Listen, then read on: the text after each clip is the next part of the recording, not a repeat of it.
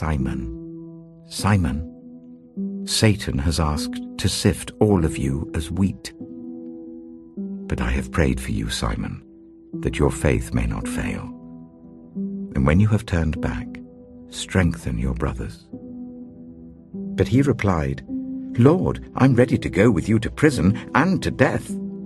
Jesus answered, "I tell you, Peter, before the cock crows today, you will deny 3 times that you know me." Then, seizing him, they led him away and took him into the house of the high priest. Peter followed at a distance. And when some there had kindled a fire in the middle of the courtyard and had sat down together, Peter sat down with them. A servant girl saw him seated there in the firelight. She looked closely at him and said, "This man was with him." But he denied it. "Woman, I don't know him," he said. A little later someone else saw him and said, "You also are one of them." "Man, I am not," Peter replied. About an hour later another asserted, "Certainly this fellow was with him, for he is a Galilean." Peter replied, "Man, I don't know what you're talking about." Just as he was speaking, the cock crowed. The Lord turned and looked straight at Peter. Then Peter remembered the word the Lord had spoken to him, "Before the cock crows today, you will disown me 3 times." And he went outside and wept bitterly. But all those who knew him, including the women who had followed him from Galilee, stood at a distance watching these things. When they came back from the tomb, they told all these things to the 11 and to all the others. It was Mary Magdalene, Joanna, Mary the mother of James, and the others with them who told this to the apostles. But they did not believe the women, because their words seemed to them like nonsense. Peter, however, got up and ran to the tomb. Bending over, he saw the strips of linen lying by themselves, and he went away wondering to himself what had happened. So Peter and the other disciples started for the tomb. Both were running, but the other disciple outran Peter and reached the tomb first.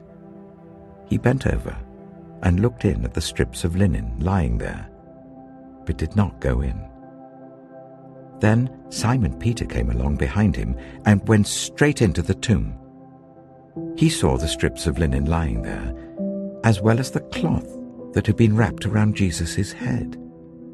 The cloth was still lying in its place, separate from the linen. Finally, the other disciple, who had reached the tomb first, also went inside. He saw and believed. They still did not understand from Scripture that Jesus had to rise from the dead. Then the disciples went back to where they were staying.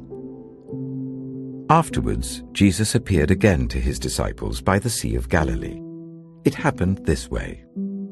Simon Peter, Thomas, also known as Didymus, Nathanael from Cana in Galilee, the sons of Zebedee, and 2 other disciples were together. "I'm going out to fish," Simon Peter told them, and they said, "We'll go with you." So they went out and got into the boat, but that night they caught nothing. Early in the morning, Jesus stood on the shore, but the disciples did not realize that it was Jesus. He called out to them, "Friends, haven't you any fish?" "No," they answered.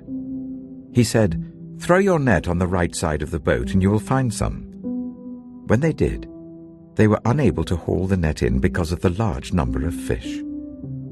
Then the disciple whom Jesus loved said to Peter, "It is the Lord." As soon as Simon Peter heard him say, "It is the Lord," he wrapped his outer garment round him, for he had taken it off, and jumped into the water. The other disciples followed in the boat, towing the net full of fish, for they were not far from shore, about 100 meters. When they landed, they saw a fire of burning coals there with fish on it and some bread. Jesus said to them, "Bring some of the fish you have just caught." So Simon Peter climbed back into the boat and dragged the net ashore. It was full of large fish, 153. But even with so many, the net was not torn. Jesus said to them, "Come and have breakfast." None of the disciples dared ask him, "Who are you?" They knew it was the Lord. Jesus came, took the bread and gave it to them, and did the same with the fish. This was now the third time Jesus appeared to his disciples after he was raised from the dead. When they had finished eating, Jesus said to Simon Peter, "Simon, son of John, do you love me more than these?" "Yes, Lord," he said, "you know that I love you." Jesus said, "Feed my lambs." Again Jesus said, "Simon, son of John, do you love me?" He answered, "Yes, Lord, you know that I love you." Jesus said, "Take care of my sheep." The third time he said to him, "Simon, son of John, do you love me?" Peter was hurt because Jesus asked him the third time, "Do you love me?" He said, "Lord, you know all things. You know that I love you." Jesus said, "Feed my sheep. Very truly I tell you, when you were younger, you dressed yourself and went where you wanted. But when you are old, you will stretch out your hands, and someone else will dress you and lead you where you do not want to go." Jesus said this to indicate the kind of death by which Peter would glorify God. Then he said to him, "Follow me." Psalm 37. Do not fret because of those who are evil, or be envious of those who do wrong. For like the grass they will soon wither, like green plants they will soon die away. Trust in the Lord and do good. Dwell in the land and enjoy safe pasture. Take delight in the Lord, and he will give you the desires of your heart. Commit your way to the Lord. Trust in him, and he will do this. He will make your righteous reward shine like the dawn, your vindication like the noonday sun. Be still before the Lord, and wait patiently for him. Do not fret when people succeed in their ways, when they carry out their wicked schemes. Refrain from anger and turn from wrath. Do not fret. It leads only to evil. For those who are evil will be destroyed, but those who hope in the Lord will inherit the land. A little while, and the wicked will be no more. Though you look for them, they will not be found. But the meek will inherit the land and enjoy peace and prosperity.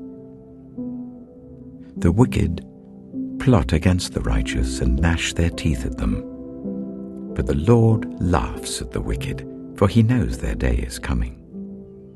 The wicked draw the sword and bend the bow to bring down the poor and needy, to slay those whose ways are upright. But their swords will pierce their own hearts, and their bows will be broken. Better the little that the righteous have than the wealth of many wicked. For the power of the wicked will be broken, but the Lord upholds the righteous. The blameless spend their days under the Lord's care, and their inheritance will endure forever.